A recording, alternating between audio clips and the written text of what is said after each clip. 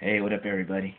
I thought in this video I would rewind the clock back a little bit to 2012 and I would talk about my top 10 movies of 2012. Since the whole point of me making this channel was to talk about movies more, but I kind of got distracted into sports. But I promise in 2013 I'm going to talk about every movie that comes out this year because I've been kind of slacking. But as far as 2012, it was one of the better movie years I think since like 2008. There was a lot of really good movies in 2012. There was a lot of bad movies too, don't get me wrong, like Piranha 3 Double D. I thought Jack Reacher was really bad. Was it Resident Evil? Probably was the worst movie of the year. Then Underworld. Was it Evolution, Underworld 4 or whatever? That was probably one of the worst movies too. But I saw like 30 movies this year, and I tried to narrow it down to 10, which is really hard. I didn't see every movie this year, just to warn everybody. I didn't see Argo, Wreck-It Ralph, or Django Unchained, so don't ask why those movies aren't on the list. Not saying that if I did see the movie, they'd be on the list, but just want to tell you guys in advance because I can't see every movie that comes out. Sorry. But this is just my personal top 10 list. Yours might be different. But there was a couple movies that I wanted to put on the list, like Chronicle, Amazing Spider-Man, and Bourne Legacy, but they would have to be like a top 15 list 2012. And since it's only a top 10, they didn't make the list. But here we get in this list, man. Let's get in this list. Number 10 on my list was Frankenweenie, which I didn't like this movie as much as I thought I would, but as far as Tim Burton movies and what he's done lately, since what he's done lately has been kind of crappy compared to what he used to do, which was James and the Giant Peach and Nightmare Before Elm Street, which are still my top Tim Burton movies. But I thought this movie was really good. I like that it was in black and white and in 3D, which is something that's never been done before. I thought it was a pretty good little movie. It wasn't the best movie I've ever seen in my life, but it was still good enough to be on this list. But number 9 was Lawless, which was probably the movie that took me off guard the most because I didn't really expect to like this movie. Like, I just saw it a month ago on DVD, and I thought that Shia LaBeouf, thought it was good to see him not yell Optimus every 2 seconds in a movie like he does in the Transformers movies. Optimus! Like, he was really calm in this movie. He wasn't like over the top. He was just, he was calm and he was cool. And I thought Tom Hardy was really good in this movie too, which he's good in everything. He's one of my favorite actors. And I thought the villain of Lawless was good too. And just the whole story of the Prohibition thing, which I really found interesting, was really cool to watch. And as far as number 8 on my list, this movie is probably the most underrated movie of 2012. Like, nobody saw this movie, but I really loved it. And it was Dredd 3D. I thought visually this movie was really cool. I liked the whole slow motion thing. And I liked that it wasn't like this complex story like The Dark Knight and like other movies try to be like this really serious movie. It was just a fun action movie, and it was bloody as hell. Like, it's probably the most bloody movie that I've ever seen, but I really liked it, and I thought that I wish they would do a sequel, but they probably won't because it didn't make any money, but I liked it, so.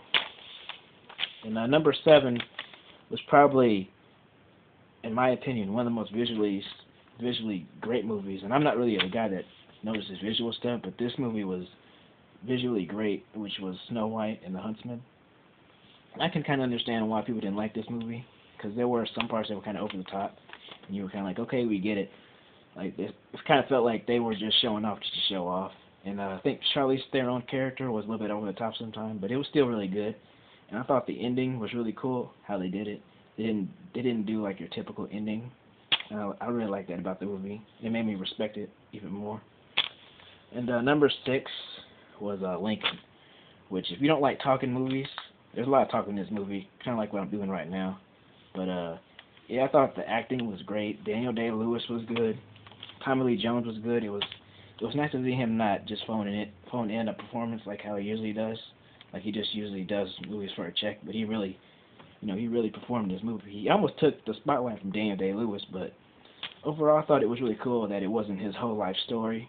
It was just a small snippet of his life, which I really liked that. And the number 5 was Ted, which in my opinion was the funniest movie of 2012.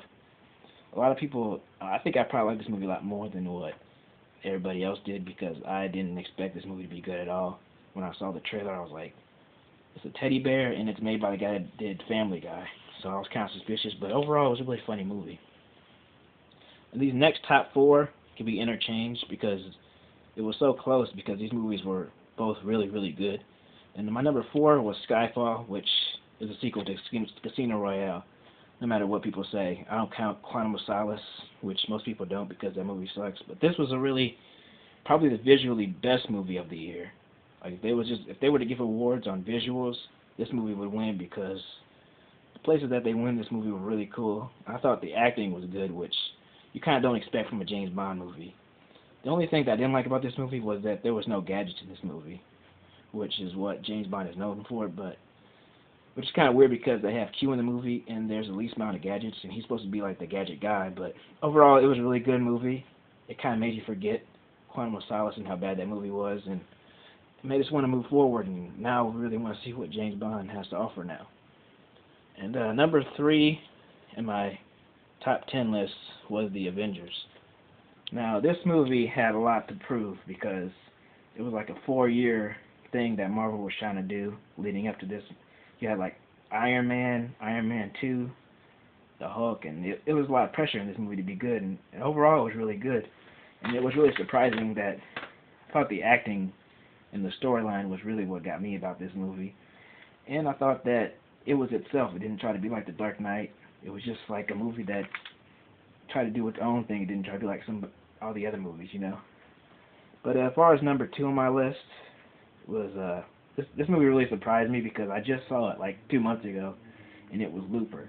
I didn't expect to like this movie this much because it had Bruce Willis and it was a time travel movie, and usually those don't work out well because Bruce Willis doesn't really besides the Die Hard movies, he doesn't really get performances in movies anymore.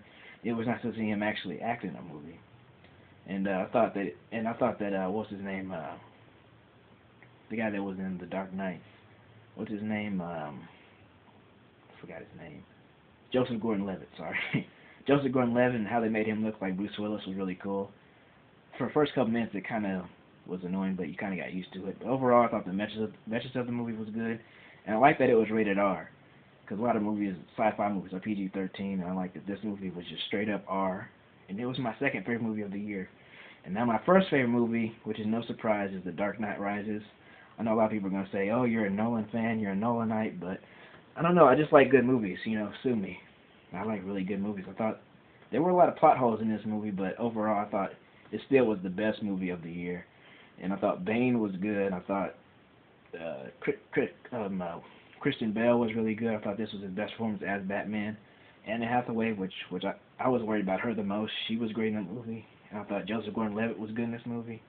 And overall, The Dark Knight Rises is the best movie of 2012.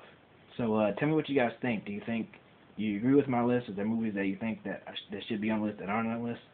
Subscribe to my channel, like my video. Bye.